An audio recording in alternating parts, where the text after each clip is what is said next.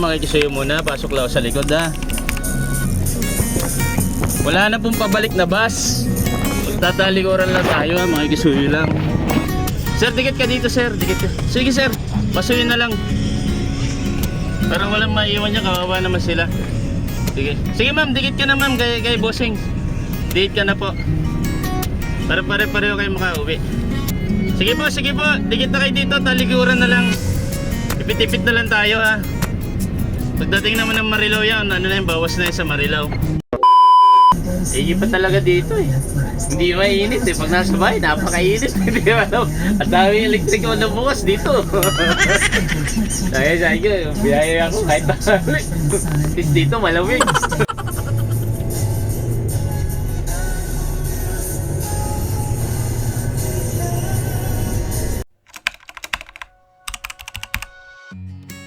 Bumiyay pa nga ako kahit tangali na. At eto, umangat kami, mahigit alas 10 na ng umaga. At saka ko pa nga ibiyahe ito 60:15 dahil Ayala schedule nito. Yan yung kasunod, marami pa itong bakante. Kalahati pa, kalahati. Dapat sa tapos. Malog ka. Ay ma'am! Hindi pala kasama yun. Kala ko kasama. Di ba? Sige, hawak ko ha. Tara po. Okay, marami bakante, makakaupo. Mamaya na kita lalagyan ng mask. Sige na. Sige, panig ka na. May piso ka dyan ma'am? Ito nga't halos nasitik pa kami kahit tanghali na. Marami din kasi sumasakay sa aircon kapag ganitong mainit ang panahon. Tapos nang pagkatapos ko manikit, nagbilang ako ng mga pasahero. At nung pagbilang ko nga, hindi nagtugma sa akin panikit. May bago sakay pa po dyan, mga silang po. Sakay pa dyan, matikit lang po ha, mga silang. Wala pa po ticket, mga silang po. Baka mayroon pa dyan, mga silang. Baka may wala pang ticket dyan ha, mga silang po. Mayroon po dito, may mga ticket na. Kaya pala kulang ng isa, meron pala kaming sakay na empleyado. Hindi ko na kasi natanong yung empleyado kung saan banda bababa. Kaya nawala sa isip ko at naisama ko siya sa bilang. Ang pagbibilang kasi ng mga pasahero, isa sa mabigat na responsibilidad ng isang konduktor. Oo, madali lang magbilang.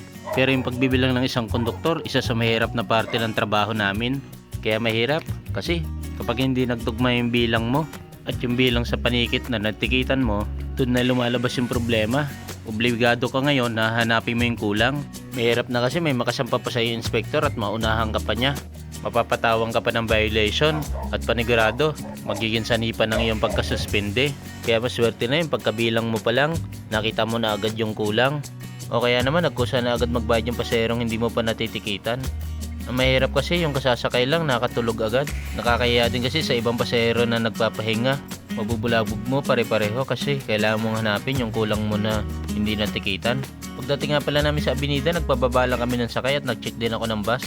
Gaya nga ng aking ginagawa, baka may mga naiwang gamit. Kapag kasi may naiwang gamit yung pasahero, kami din ang unang kinokontak. Kaya mas mainam na ako rin yung makakita ng kanilang gamit na naiwan. Dahil ang schedule nga pala ng bus na to ay Ayala. Eto, nasundot agad kami dito sa Ayala dahil dumating na rin yung galing pila sa Santa Cruz. Nakapagsakay din naman ako ng mga ilang pasahero. Dito na nga pala kami sa NLEX. Shoutout ko na muna si Wilmar Gallardo. Shoutout from Tansa Cavite. Shoutout din kay Edmond. At shoutout din sa Soler Team Member Shuttle Bus. Galing po kay Arbs Espina. At syempre shoutout na rin kay Roy Vicente Alicame. At sa kanyang tatay sa RRCG Transport. Na ang dala ay Volvo bus number 33. Ito nga, sinampahan ako ng inspector dito sa kahabaan ng Marilao. Tapos pagdating namin dito sa terminal, napadaan ako sa maintenance department at may sinabi nga sa akin ng chief mechanic. Pwede na bukas? Pwede na ako, tapos na. Sige. Yun, kaya sayo ako eh. Yan, makakabiyahe na kami. Nung pa-round 3 nga namin, kakaunti lang din naman yung amin naging sakay. Kaya mabilis lang din ako natapos sa paninikit. Tapos pagdating dito sa may bandang prensa, medyo traffic na. Tapos may sumampa uli sa atin inspector. Kampante naman ako sa sakay ko dahil kompleto naman yung bilang nila. At lahat naman nung nagpa-discount may mga dalang ID. Tapos pagdating namin sa may Avenida, meron kaming hindi inaasahan. Wala! Hindi, babaking na lang kami dyan. Pag ano? Ha? May lusutan ba doon? Wala traffic. Ma-traffic, no? Sigurado. Lusutan ba rin? West. Oo, maniobra na lang ako dito. Kahit doon ka na umulo, oh. Doon ka na umulo. Atras mo na lang doon. Dali yan. Dali, boss. Sarado, sarado. Babalik lang, babalik. Yun nga, nakapag-backing kami kaagad at hindi kami naipit doon sa may sunog. Pilang nga namin dito sa Ayala, tambak na yung mga pasahero. Muson lang po, Muson. Muson lang po, kailangan pa bumalik. Walang masasakyan yung iba mamaya. Wala nang bus doon. Okay, Muson na po ha. Balikin na, Muson na po. Baba na, Muson ha. Pasado alas 8:30 na nga ng gabi at andito kami sa Muson. Naghihintay pa kami ng pwedeng maisakay dahil kami na rin naman ang last trip. Tapos maya pa tumawag na rin sa akin yung mga dispatcher sa Avenida. Binilin nga pala sa amin na doon na rin kami pumila dahil wala na rin daw bus at maraming mga pasahero pa. Hindi na kasi nakabalik yung iba dahil naipit sa traffic, gawa nga ng sunog. Sige, pasok po.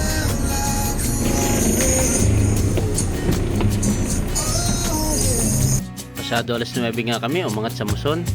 At pagdating sa Marilao, nakapagsakay pa rin kami ng mga pasahero. Hindi nga namin ini-expect na magkakaroon pa rin kami ng sakay paluwas.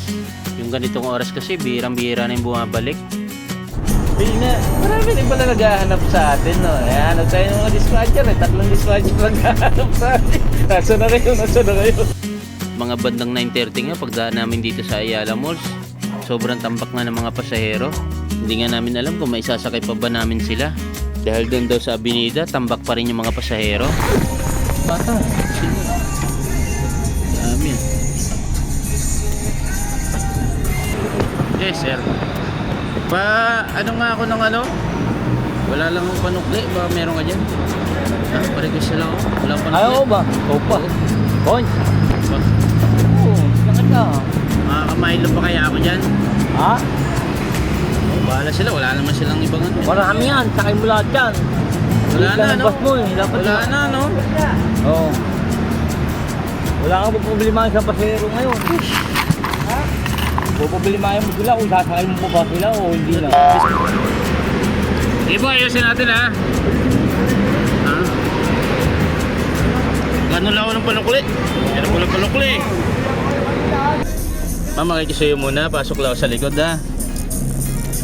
Wala na pong pabalik na bus. Magtatalikuran lang tayo ha. Makikisuyo lang. Iayos lang po natin para makasakay iba. Gusto rin pa makawit. Ma'am, paano tayo? Talikuran na lang po tayo dyan sa likod. Pasuyo na lang po. Sasakay din po iba. Wala na po isang ibang bus eh. Last trip na po ito. Dikit na po tayo dyan. Makisuyo na lang. Para makauwi po pare-pareho.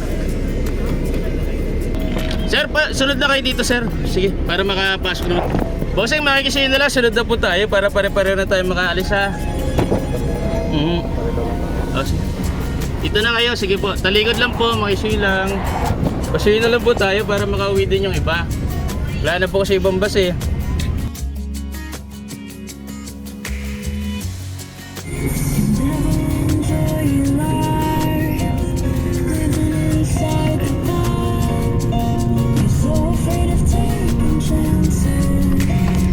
Biar na po, biar na.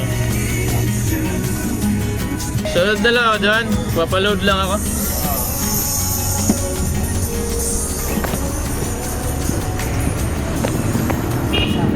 Mamaya na. Sir, nakita mo ba umpisa ng biyahe namin? Alas 10. Last dis ba yan? Ayun o. Oo nga no. Alas 10. Last trip to last trip. Ay, last trip pa rin yun. Pero sulit naman kahit ano. Kaibigan. Uy. Yun no. Yun. May panggitara na ako. Sabi mo sa Tondo ka? Oh, yung nakaraan, pagkatunda ko. Kahit saan meron ah. Oo, nakaraan. Ayan, Sa'yo punta. po. Ingat.